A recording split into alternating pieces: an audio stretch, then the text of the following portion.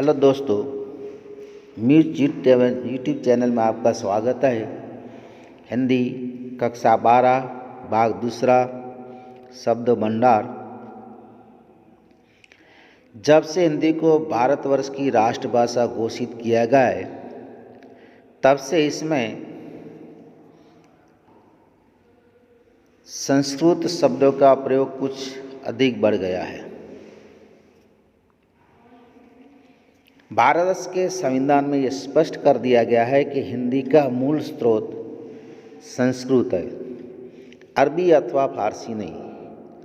परिणामस्वरूप भारतवर्ष में सरकारी अधिष्ठानों के नाम, यातायात संबंधी सूचिकाएं, सरकारी अधिष्ठान मतलब सरकारी कचहरियाँ, यातायात वाहन व्यवहार, सूचिका आदि, यांत्रिक नामकरण, मशीनों के, भूगोल, प्राणी शास्त्री आदि नामाभिधान में हमको संस्कृत के शब्दकोश की ही शरण लेनी पड़ती है।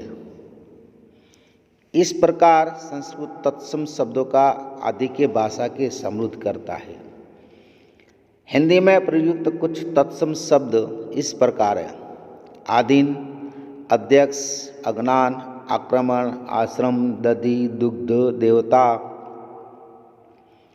दान, धूम्र, धातु, नगर, नवयुवक, प्राप्त, पिता, बंधु, बुद्धि, भक्ति, भ्राता, आम्र, उष्ट्र, शलाका, सपली, रक्त कमल आदि।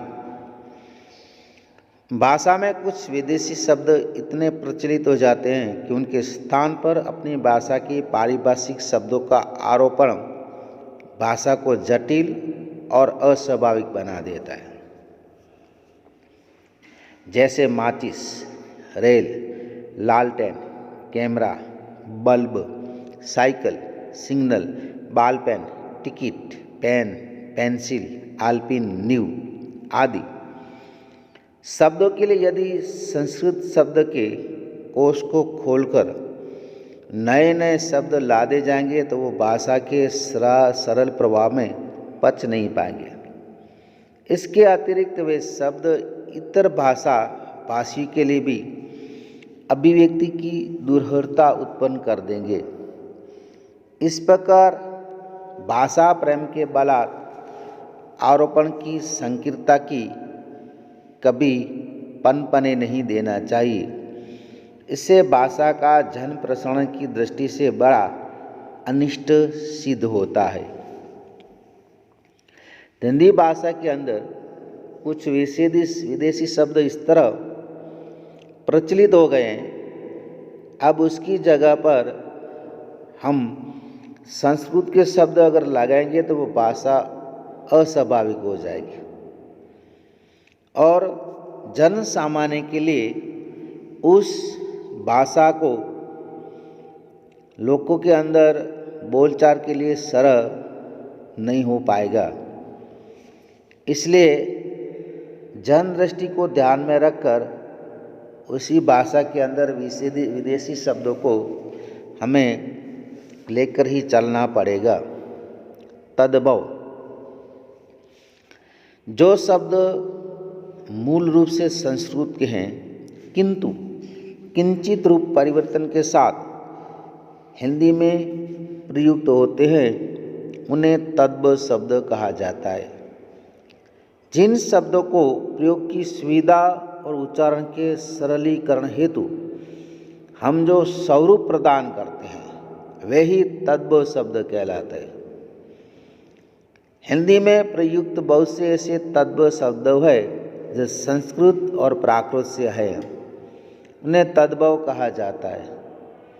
कुछ उदाहरण द्रष्टव्य है, मतलब यहाँ पर रखे: अंधेरा, आधा, ऊंचा, खीरा, खेत, ग्राहक, दही, सावन, धीरज, दान, कान, मोह, नाक, हाथी, 8, 100, बहु, दूध, इख, 7, आज, माथा, सांस, उंगली, अंगूठा।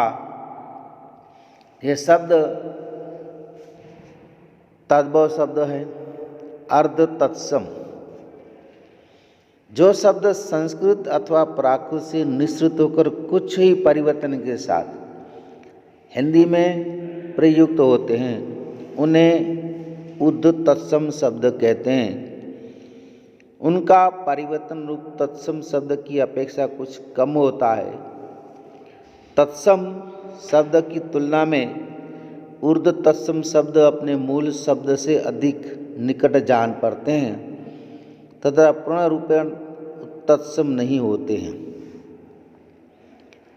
तत्सम, अर्ध तत्सम तथा उद्ध शब्द में अंतर इस प्रकार होता है। तत्सम शब्द कर्म, अर्ध तत्सम कर्म, तद्भव काम। तत्सम अक्षर, अर्ध तत्सम अक्षर, तद्भव अक्षर। तत्सम अग्नि, अर्ध तत्सम अग्नि, तद्भव आग। तत्सम कार्य, अर्ध तत्सम कारज, तद्भव काम। अनुकरणवाचक कल्पित ध्वनि के आधार पर जिन शब्दों का गठन होता है, अनुकरण मतलब नकल करना, उन्हें अनुकरणवाचक शब्द कहते हैं। जैसे फड़फड़ाना, चहचहाना, बनबनाहट, धमाका, गड़गड़ाहट, कहीं कहीं, चैं चैं, पै पै, भैं भैं, कू कू, काँव काँव, पटाखा, चिल्लाना आदि। कुछ शब्द मूल शब्द के साथ भी किंचित परिवर्तन के साथ समीपार्थ को प्रकट करते हैं। यथा अंग्रेजी, हिंदी, हिंदी, फारस, फारसी, रूस, रसिया, रूसी आदि। कुछ अनुकरण शब्द निरर्थक होते हुए भी स शब्द की सार्थकता में सहायक होते हैं, उन्हें भी अनुकरणवाची शब्द कहते हैं। जिस प्रकार छेड़छाड़, फटफटिया, चमचम, टराना, खटखटाना, भीड़भाड़, धक्कम धक्का, धमाधम आदि। देशज शब्द, देसी, जिन शब्दों की व्युत्पत्ति का कुछ भी पता नहीं चलता और जो बहुत से समय से भाषा में प्रयोग होते रहते हैं, ऐसे शब्दों को देशज शब्द कहते हैं। प्राय ऐसे शब्दों का उद्गम जन प्रांगण से होता है जिनका निश्चित स्रोत ज्ञात नहीं हो पाता। व्यवहृत भाषा के क्षेत्र में पैदा होने से उन्हें देशज कहा जाता है। इन शब्दों की व्युत्पत्ति संस्कृत की किसी धातु अथवा व्याकरण के नियमों से नहीं हुई है। इन्हें लोक भाषा की उपज कहा जा सकता है क्योंकि ऐसे शब्दों की अधिकता लोक भाषा में ही पाई जाती है। कुछ उदाहरण द्रष्टव्य: रोटी, रसिया, धोबी, भंगी, कंजर, धोती, जूता, लंगोटी, खिचड़ी, पगड़ी, लोटा, दपला, कबड्डी, टट्टू, टटिया, चंबत, बुरता,